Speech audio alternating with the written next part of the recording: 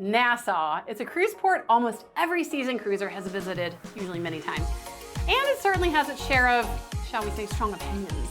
But what if I told you there's an all-inclusive hidden gem, a resort day pass that offers fantastic value and genuinely relaxing escape from the usual Nassau crowds and chaos? Today, we're talking about my favorite hidden gem in Nassau, Breezes.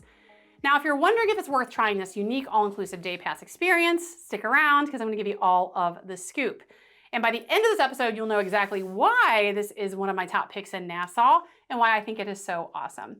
Hi, I'm Melissa, a university professor who loves to cruise and who loves to talk ship.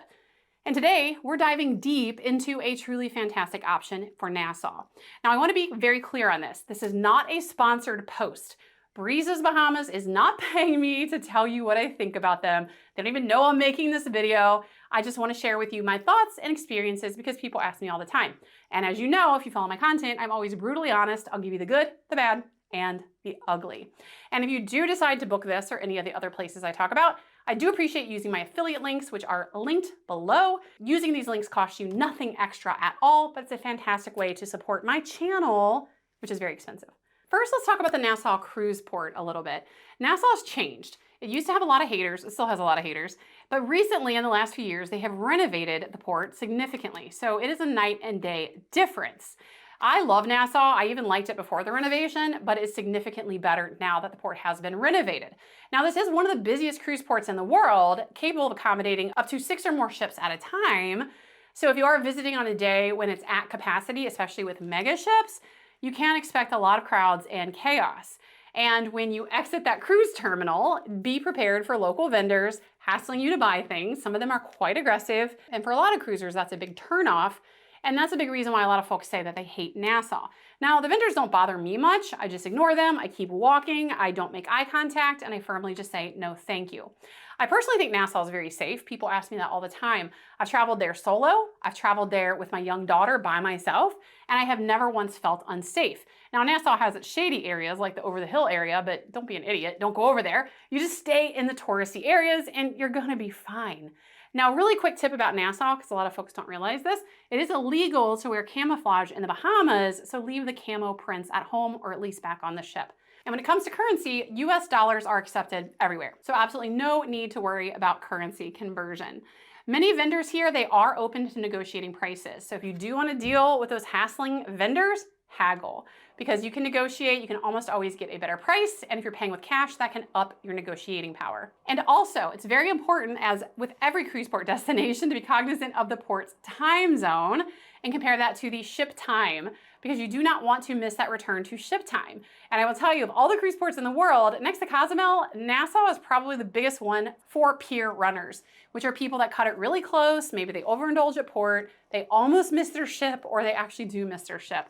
So be especially careful of time if you're visiting Nassau. And you can especially lose track of time if you're having a great day at a place like Breezes. So always be mindful of the time. And also, your friendly reminder, always cruise with travel insurance. I have a guide below because I know it's super confusing, but I make it super easy, so check that out. Now let's talk about Nassau's beach scene.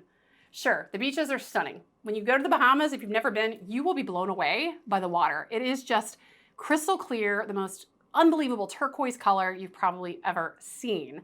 So the Bahamas and Nassau, they're famous, of course, for these stunning beaches. But one important thing to note is that while there are some great public beach options here, unlike Cozumel, where there aren't any really great public beach access areas, you do have them in Cozumel, but they do get pretty crowded, especially on days when that cruise terminal is at capacity.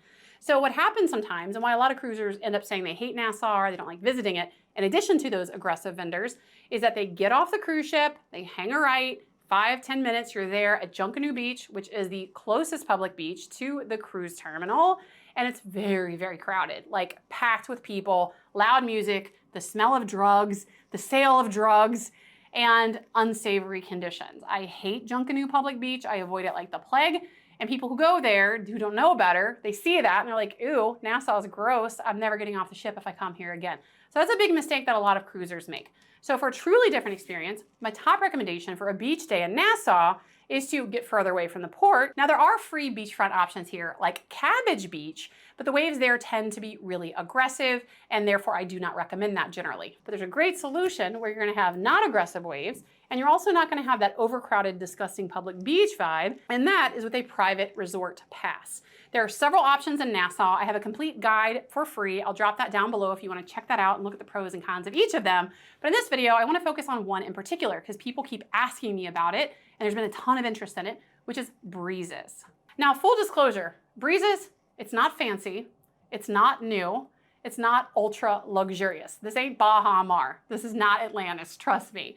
But what it is, it's a bargain. And it's reliably excellent for day use. This is one of the few places in Nassau where I can personally kick back, relax, eat, drink, unwind without hidden fees, crazy high food costs, or a lively party crowd. I do like some fun, and they have music here, but it's not this crazy drunken party. And the real benefit of Breezes, unlike most of the other beach clubs here, is that it is all inclusive, which really makes it a bargain. Now, one important thing to note, you need to stop right here. If you're cruising with little kids, Breezes is not going to be an option for you because they are ages 14 plus. So when I cruise with my youngest daughter, I can't go here. Usually I'll go to Margaritaville. She loves it. It's close to the port. It has water slides. I don't like those things, but she does. But that's my go-to when I'm cruising with her. When I'm cruising without her, Breezes is my jam. So again, ages 14 plus. But for a lot of folks, that is actually a benefit of Breezes because you don't have kids running around being loud, splashing. It gives a much more pleasurable experience. And as I noted, Breezes stands out because it is that rare all-inclusive. There are a couple of others, but they're few and far between, and of them, I think Breezes is by far the best. And when I say all-inclusive, that's beneficial here because in the Bahamas, food and drinks are really expensive. And because it's all-inclusive, that includes unlimited food and drinks, including alcohol. So it is a genuine bargain. Now, I'll be completely honest. The rooms at Breezes, they're dated. So if I were booking a land-based vacation or a honeymoon, Breezes would not be at the top of my list. And so when you're looking at reviews and you see bad reviews for Breezes and saying, oh, it's so outdated and in need of maintenance, that's usually people that have stayed at the resort in an overnight hotel capacity. And that's reviewing kind of the room and the property. So for resort day passes for cruisers, Breezes is a great option because when you buy a resort day pass here, who cares what the rooms look like? Because you're paying for those outdoor amenities. And for that, it's absolutely fantastic. Now for the amenities, the property outside, it is older, you can tell, but it is well maintained. The pool was nice, it was clean, I really enjoyed it. The loungers were all well maintained, they weren't broken or shoddy. And I really love that laid back casual vibe that really lets you just unwind. Now at Breezes, they have multiple pools, there's water activities, the service is consistently good. And as for food, if you're buying a day pass here, you actually have two options for all-inclusive food. They have a pretty expansive buffet, and that's indoors. And I like that because sometimes when I'm at the pool, it's really particularly hot or sunny. I don't like to eat at my chair and I'm like wet. I just don't like that. So I do love that they have that indoor buffet, and that's pretty rare. Now, when it comes to that buffet food, is it the best? No, it absolutely is not. It's mid, it's very mid, as is most all-inclusive food. Don't go into this expecting top-tier, 5-star gourmet food. You're gonna be disappointed. But for all-inclusive buffet food, it's totally fine.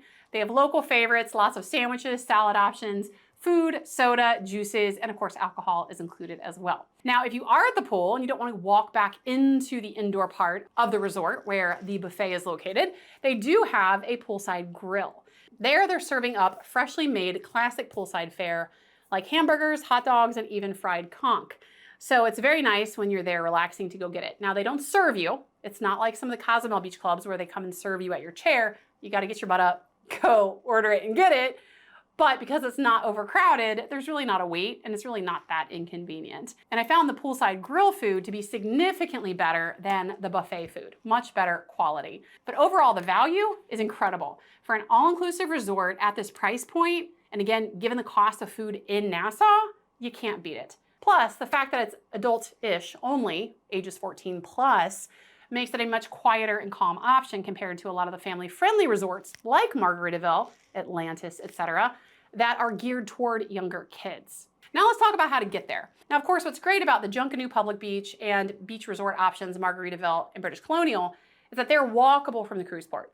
So if you wanna go to Breezes, you cannot walk there. You gotta take a taxi. But it's super easy to get a taxi from the cruise port. It doesn't cost too much and it's definitely worth the quick trip. And in terms of time, again, Breezes is located over on the Cable Beach side.